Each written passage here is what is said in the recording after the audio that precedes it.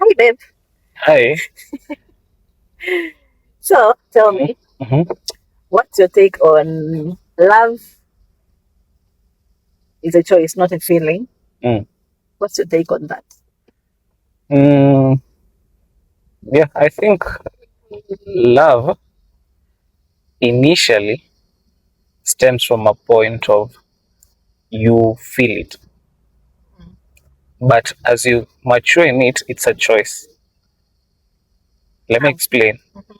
You see, when you get to know someone, you Mm. begin to like them, Yeah. and then you end up making that choice that genuinely I want to be with this person because of Mm. the way they move. Yeah. And then because you start seeing, and then like for us we base off of everything from a point of scripture, and in the sense that number one, how do we come to accept God? It's because we like his nature. Mm. There's that aspect of loving what he does first and realizing how good he is in our lives. Mm. And then once you realize how good he is, then we choose every time to be with him regardless of what happens to us. So when it comes to also our spouse, I believe it's the same because the love that we end up giving to God overflows from been giving to people overflows from God. Mm. So if I have feelings towards someone, now in this case you, Yeah. it now matures to a point of choice. Mm. By that, I know there are some good days, some bad days, but it doesn't necessarily mean that when I don't feel good, I mean, we are not in good terms, it doesn't necessarily mean that I won't love you. I'll Mm. still love you. It's only that that aspect of feeling might be wavering, Mm. but I choose to love you despite whatever we're experiencing. And that's why for me, it's more of a choice than it is a feeling. Yeah. Because what happens, choice is consistent, feeling might fluctuate. Mm. So you have to look at what is consistent and what doesn't waver, if it makes sense. You have to It focus. does. Yeah. What do you think? I think love is a choice. You choose Hmm. someone because when you say love is just a feeling, Yeah. you feel. I would say it can be both It's actually both a both. feeling Yeah. and a choice. But when it comes to a choice, love is a choice. It means Hmm. you choose this person Hmm. despite the time, the season, the way they look. You choose this person despite everything else Yeah. that might come Yeah. to you not to choose them. Because now you look at the bigger picture. Yeah. The smaller picture in that instance is that feeling of maybe you've offended me or I've offended you. Mm. That's we're in disagreement, Mm. because at times it's not that I've offended you or you offended me. Maybe you're not agreeing on something. Yeah. So there's that aspect of I don't feel like I love you Mm. at this particular time, or I don't understand why you don't agree with me. But again, also the choice now aspect comes to elevate it, because now that's the bigger picture. That's the purpose. I've chosen you to do life with you. Yeah. That's it extends. It goes beyond that aspect of what I'm experiencing right now, Mm. because you can't keep on changing because of, and most people actually that's why they I believe they go wrong. Yeah. And you're not that we are experts when it comes to this, but when you think about what the Bible talks, it says even while we're still sinners, Mm. Christ, That's, Jesus decided to die for us. So he didn't say just because you've offended me and I don't really feel like loving you. He chose to love us despite our futile nature, our broken nature. mm. So, and that is actually the essence of what true love is: seeing beyond the surface, because you see the bigger picture. And the purpose that Christ had for us is to reunite us back to God. Yeah. And also, Yeah. love is a choice. It also means Mm. I'm choosing not to do some things, Mm. or I'm choosing to do some things Mm. because I love this person. Yeah, that's humility. That's life. Love is a Yeah, choice. it's You a choose choice. to do Yeah. or not to do some things Mm. because you love Yeah. this person. That's actually a good thing, because in any relationship, let me tell you something, and I think most people fail to see this. Mm. When you enter into a relationship, and especially like people who pray for marriages and whatnot, you desire this thing, and then once you enter, you want to go with the same lifestyle that you used to have before. Mm-hmm. And one thing I've come to realize about life, people love change, but they hate the transition, The process. Yeah. which is basically the process. Yeah. And the reality is, it's like someone. I use this analogy. It's like someone, you want to go to America or to the States, but the thing is, you don't like taking flights. You fear flights. Mm-hmm. So that's the transition part. And it's in the same regard also. When you think about this case, you want to build something beautiful, but you want to come with the same strategy. Yeah. It doesn't work because there's some things you have to give up. And at times people come up with some things which make it look offensively bad. Like umefungiwa, or you've closed yourself up, you're not free. But let me tell you one thing that I've realized, and I love this quote. At times, freedom without morals, it's another prison. Mm-hmm. Yeah, you might find yourself in another prison and in another cycle of doing stuff that doesn't even necessarily help you or benefit you, so it defeats your purpose. Yeah. Yeah. Another thing I wanted to ask now, what is your take on don't go to bed angry? No, that's another one. Actually, the Bible says Mm, why? why? Sleeping angry. I think I understand why. Because let me tell you something. And I think even when Jesus talks about something like, do not worry about tomorrow, for tomorrow has troubles for itself. You can imagine today you have 24 hours. At some point, there's a very big likelihood you have 24 hours to avoid offending the person you're living with. Yeah. Which is at times the probability increases with the number of hours. You know, you might do something that doesn't even make sense. You might forget something and it offends you, for it's personal, and you might take it to heart. But I know the thing is, tomorrow might also carry another thing.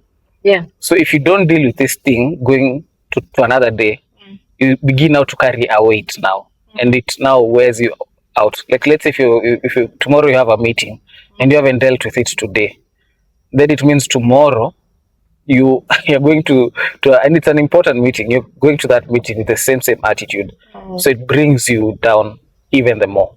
So the thing is, I think why God intended for that is because He understands the dynamics of life, and then also He wants us to have the same very nature that He has. As long as, number one, we confess our mistakes towards each other, and we're supposed to confess to God also. So even when we can borrow that principle of confessing our sins towards each other, I believe we can also confess our mistakes also, because some of the things are not necessarily sins, but they're mistakes we made. Yeah. So if we confess that, and yeah, honestly, I've really hurt you, honestly, and at times hurt doesn't necessarily mean, because what hurts you doesn't necessarily is offensive to me, and vice versa. What is offensive to me doesn't necessarily be offensive to you. So I have to understand, I have to be considerate that, hey, this thing maybe it's a bit too close to your heart. Let me just apologize for this thing, honestly. And just pray that I won't repeat the same thing, and ask for grace to help me out not to repeat, because also you might find it's a pattern that someone had, but they didn't know. Yeah. And I think one of the things that we really need for all of us to have is that aspect of showing each other grace, and not just in relationship only, also in life. People are going through a lot, so it's easier to be angered, to act out of anger, to do something, and maybe you think about it, you're like, how did I even get to that level? So show someone grace, forgive quickly, just as the same way God forgives us quickly once we come to Him, and He forgets. So if you can just ask for that grace to forgive quickly, it frees your heart. Because if you choose to carry something from each day for the rest of your life that is offensive to you, you'll never be able to move past so many things, and you'll always be angry. For me, I think I'll speak this on in terms of relationship. Yeah. You shouldn't go to bed angry. Yeah. Because number one, in your bedroom, there's where your intimacy happens. Yeah. So meaning, if you go to bed angry, number one, there will be no intimacy. And intimacy is so important for couples. Meaning, sasa kama hakuna intimacy, you start living as a brother and sister. Unakuwa tena sio partners. Unakuwa just like people too. This is why you shouldn't go to bed and intimacy. So many things. Maybe someone said that thing. I was listening to a married couple. Yeah. And they said the same exact thing that you said. At times, that intimacy solves some things that couldn't be solved rationally, Yeah. and it doesn't make sense. Yeah.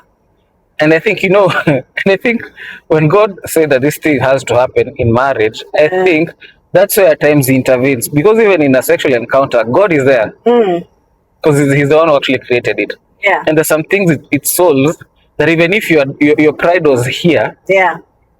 once you're done with everything, you ask yourself, is it really worth holding on to hold on to this thing? Yeah.